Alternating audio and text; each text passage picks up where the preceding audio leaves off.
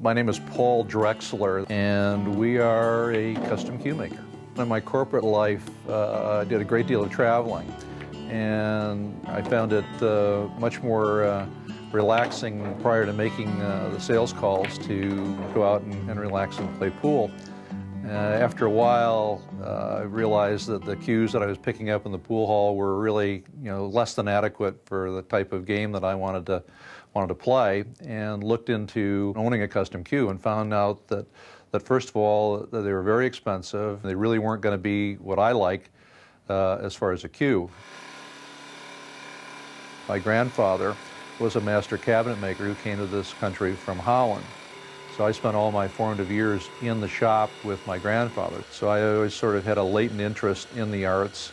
My father was Bucknell and Harvard Business School graduate and saw being a white-collar employee as the best means to feed his family. And when I showed a penchant toward working in the arts field, he was very aggressive in trying to dissuade me from doing that. I've had a good career. I was very successful at what I did, and looked at taking that success and applying it to something that I was interested in doing. My mother always encouraged me to try it. She says, try it. If you don't like it, you don't have to do it again, but at least try it. I had started to make my first cue just prior to leaving the corporate life, and in fact had made a couple cues for people that I'd worked with as well. And it was at that point that I realized that there was a great deal more satisfaction in making cues and doing something that I really enjoyed. I think it's been said before that people look at finding that job or career that they really, really enjoy and in fact never work another day in their life. It's very true. Ellen also came from the corporate world. Besides the necessary business end of the equation, doing the taxes and keeping up on the paperwork, she's a very necessary extension of my creativity. She's the person who takes my artwork and translates that into the actual inlay pieces that are used then to execute the cue. I use a CAD/CAM software program, which is computer automated design, computer automated machining. I'm basically drawing the designs in the computer. It's one thing to have a sketch on a piece of paper, but dimensionally and geometrically everything has to be exact in order for everything to fit properly. Paul will come up with the idea, but I really have to take that and make it doable, make it work for the cue. This was definitely one of the most difficult and complex designs to transfer from two-dimensional paper onto the cue.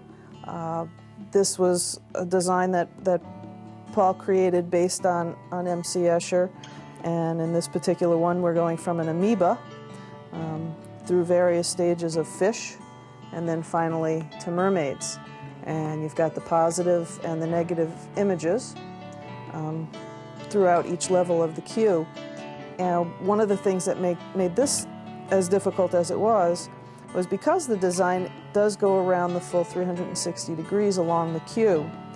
And it's not only round, but it's tapered, which makes the mathematics of it pretty difficult to make it all match up at the very end.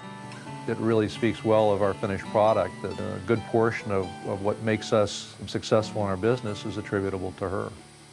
Much of my product is really a collaboration between my ability and my design sense and what the customer is looking for in terms of finished product.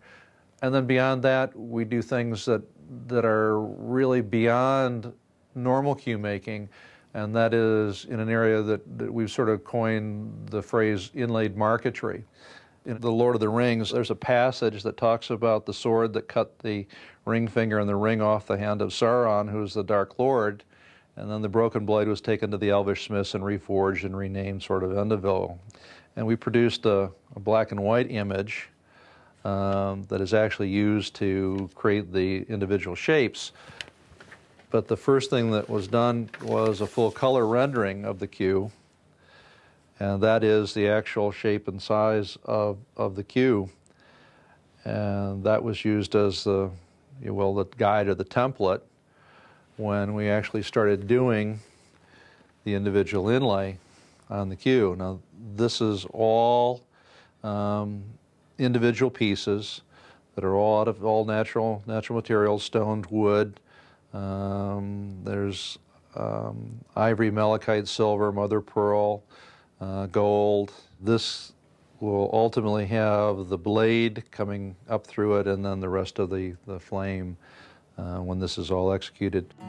This cue was a collaboration of one of my longtime acquaintances who had discussed with me sort of commemorating the movie The Hustler. So what we have here is cameo shots of Paul Newman, Jackie Gleason, George C. Scott, Piper Laurie, and the fifth one is actually Willie Moscone, who was the technical advisor. The top of the cue, we had taken what are an abstract of the arc lights that you would see at a movie premiere, and the rays of light are actually pieces of sterling silver that fan out and wrap around the cue and then all lace up the cue.